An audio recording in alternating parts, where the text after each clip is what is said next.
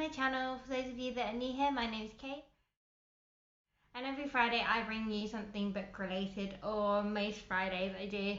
I'm really sorry there wasn't a video last week. The week just ran away from me. It was really busy, and then we had a really long bank holiday weekend here in the UK, and I just didn't get around to filming one. So I'm so sorry about that, to kind of break the cycle of Walsh Sister videos. But I'm back, and today we are looking at, I'm sure you can guess from where we've been going with this and also from the title, The Mystery of Mercy Close by Marian Keyes, which is the fifth. Sorry, we're on to our fifth book now. We've only done 4. I found Watermelon now. Well, actually I've just bought a new copy of it. So we're all good on that front. So yeah, this is the 5th book in the Walsh Sister series, and it's about Helen. So Helen, like Anna, is a type B sister, and I think Helen is the most interesting one of the 5 sisters. I think it's really interesting that Marian Keyes gave her depression. I guess that's a bit of a spoiler because it's not necessarily on the back. The only real clue to it on the back is Helen Walsh doesn't believe in love, fear, depression, or hot drinks. But I think it's interesting because that really sums up Helen. Like, she doesn't believe in love, she doesn't believe in fear, she doesn't believe in hot drinks. You know, she's really like, she'll admit herself that she's quite a contrary, oh my god, I couldn't get that out, a contrary type of person. And that kind of tends to be her way with things. Like, she's just a bit, you know, she's one of those people in life that's a bit interesting, or a bit peculiar about things. So yeah, I think it's really interesting that Marian Keyes chose to give this character depression. Obviously, for those of you that are fans of Marian Keyes, you'll know that she suffered depression herself, and I believe that this was the first book she wrote, or it might have been the second. I think it's the first that she wrote after she'd just come through a bad spell of depression that left her hospitalised. So that does make me think that I am right in saying that The Mystery of Mercy Close is the first book she wrote after that, because there's some kind of parallels. And we know that Marian Keyes draws on her own experience when she's writing books. So I think that's a really interesting element to this book, and it does make it makes it a bit darker. Her train of thought and her way of thinking in this book is a bit kind of dark. So I guess I would say if you're not in the best place mentally at the moment, as a lot of us aren't, then maybe this is not the book for you. Maybe go read one of her sister's books. It might be more kind of what you're after. But yeah, I think it's really interesting. So Helen is a private investigator, and she is investigating a missing persons case in this book. I'm just trying to see. No, it doesn't mention it, but I'm going to mention it. So what I like about Marian Keyes books as well is that she has characters that are like recurring and will pop up in a lot of her books, so especially in her early ones. So she created this kind of Irish boy band who kind of think of the Westlife, Boyzone, but kind of not quite on that. Yeah, kind of think Westlife, Boyzone, but maybe not quite as big, because who had as many number 1s as Westlife did? I mean, come on, no one, ever, seriously.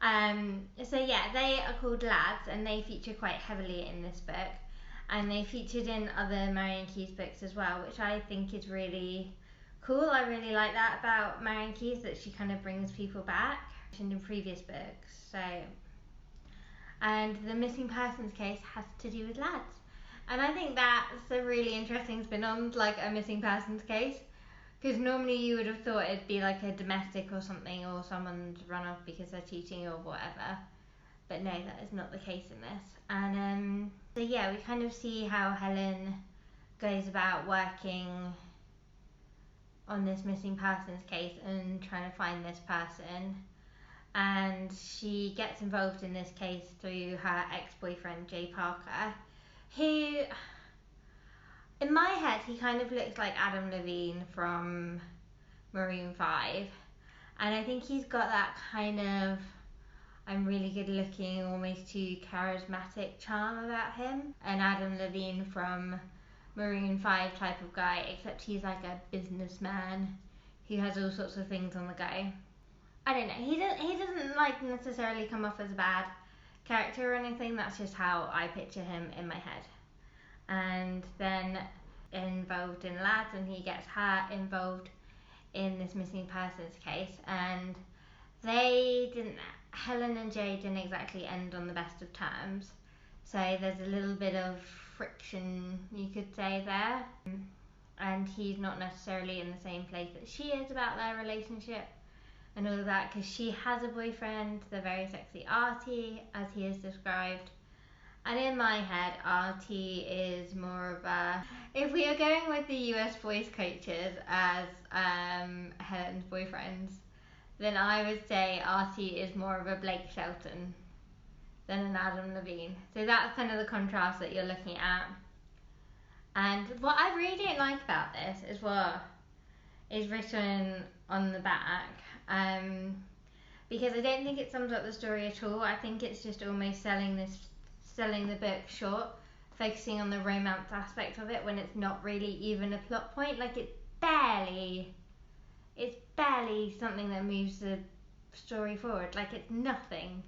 Like it really isn't. Caught between smart, stable Artie, her boyfriend, and chaotic up for anything Jay, two different, equally enticing men, and plagued by her own doubts, Helen finds she's beginning to believe in something, but is it fear or is it love? And I don't know,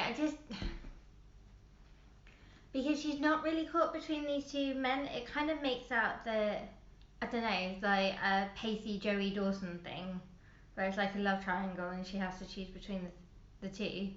She really doesn't. Jay is her ex and she's in a relationship with Artie, and there's never really any hint that that's going to change. Like there's never even a hint at all. It's just, I don't know why it's on the back, it's just ridiculous. It's a chick lit thing, because they say that this book is, because it's written by a woman or for a female audience, it is chick lit. Therefore, it must be a romance in there.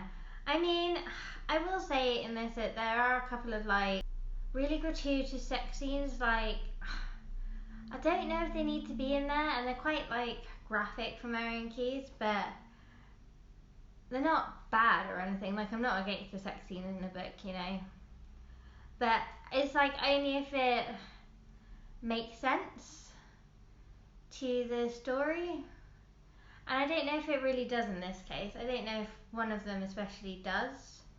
The first one I would say definitely does make sense to the story, but the second one, I don't know.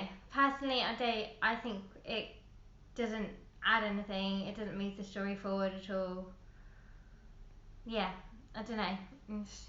That's also like, if you look on Goodreads and stuff, or Amazon or wherever, like that's mentioned a lot in the comments as well. There's one particular scene which, yeah, I don't know. All the other kind of sex scenes in her books are there for a reason. They make sense at the time, whereas this one just doesn't. And I suppose it's one of her more graphic ones, more kind of in detailed ones, but I mean it's fine, it just doesn't really add anything, it's just there. And in one of her other books, The Other Side of the Story, she mentions that if you're stuck for something to write, put in a sex scene. So this scene always makes me wonder if she got stuck at this point of the book. Yeah, I don't know, that's just my thoughts. I mean, you could know the scene I'm talking about and not agree with me, and that's absolutely fine.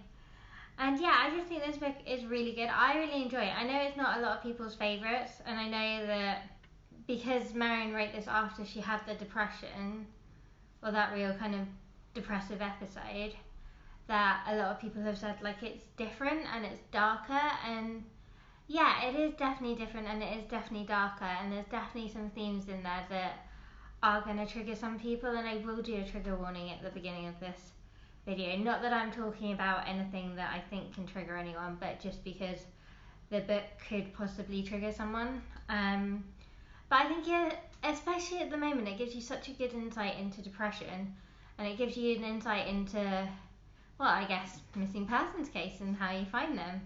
And I love some of the characters in this book, like some of the lads. It's really funny. I think it gives you like, I don't know how accurate it is in terms of stuff, but if it is, it's just funny, and it kind of like a piss take on stuff, and it's also like, it also has a happy ending for one of the main characters in a previous book of Marion Keyes, This Charming Man.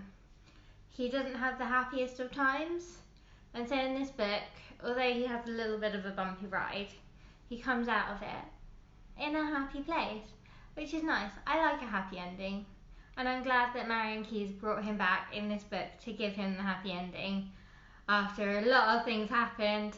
All I'm going to say is Shockno.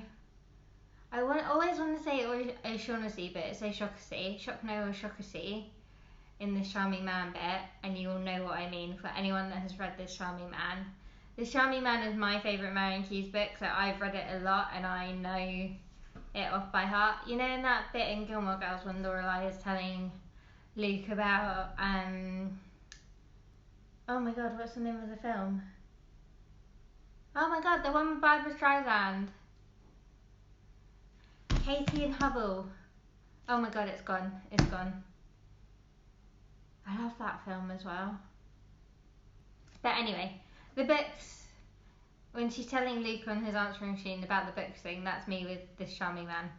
Anyway, I've completely digressed here, but The Mystery of Mercy Close is a really good read. I really enjoyed it personally. I think it's not possibly my favourite, but it's definitely in the middle somewhere.